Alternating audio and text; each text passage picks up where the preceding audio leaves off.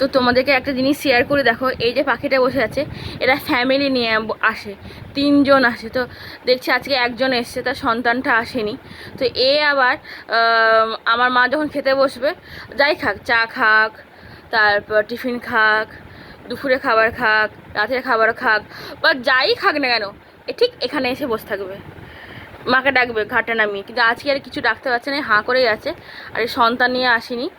তো এখন কি বলতে যাচ্ছে ভগবান জানে। এই কি বলছিস রে, কি বলছিস? হ্যাঁ, এভাবে বসে আছিস, কি বলছিস? এরকম হাঁ করে বসে থাকবে। আবার একদিকে জল আছে, ওই জলটা খাবে, আমার মা জল দিয়ে রাখে, সেগুলো খাবে।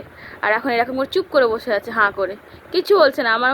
আবার এরা এমন, যদি একটা বেড়ালও যায় মাকে বুঝিয়ে দেবে এরা ডেকে ডেকে, যেটা বেড়াল এসছে। মানে এতটাই এরা হেল্প করে আমাদের। প্রচণ্ড ভালো বন্ধু এই শালিক পাখিটা, এবং এদের পরিবার আমাদের খুব ভালো বন্ধু।